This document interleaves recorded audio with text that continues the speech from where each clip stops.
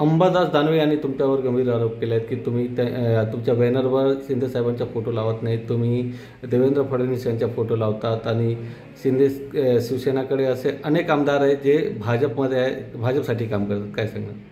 हे बघा, आम्हाला सर्वांना अंबादास दानवेच्या सर्टिफिकेटची गरज नाही. अंबादास दानवे हा एक सुपारीबाज माणूस आहे. विरोधी पक्ष नेता असताना किती सुपारी वाजवला. आम्हाला बोलायला नाव नका अंबादासजी.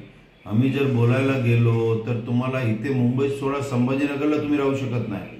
एवढ्या सुपाऱ्या तुम्ही घेतलेल्या आहेत आणि सुपारी कुठे मिटिंगा झाल्या, कोणाकडून काय काय डील झाली, सगळं हिस्ट्री आमच्याकडे आहे. पण आम्हाला बोलायला लावू नका. दुसरं, तुम्ही जे बोलतायत शिंदे साहेबावर, आपली लायकी तपासावी हो. शिंदे साहेबाचे 60 आमदार आज महाराष्ट्रामध्ये आहे. तुम्ही स्वतः कधी आमदार म्हणून निवडून आला नाही. तुम्ही आता MLC सुद्धा नाही. मग तुम्हाला तडतड लागली आहे का? उद्धव साहेब ठाकरेंना तुम्हाला खुश करायचं आहे का? तुम्हाला संभाजीनगरमध्ये अजून निवडून येता आलं नाही. तुम्ही अंबादासजी विसरू नका. ते 4 वेळा शिंदे साहेबाकडे नाक घसायला आले होते, तेव्हा 2 वेळा मी स्वतः तिकडे होतो. पण आमचे संभाजीनगरच्या नेत्यांनी नकार दिला की तुम्ही आम्हाला नकोय म्हणून तुम्ही तिकडे परत आहात.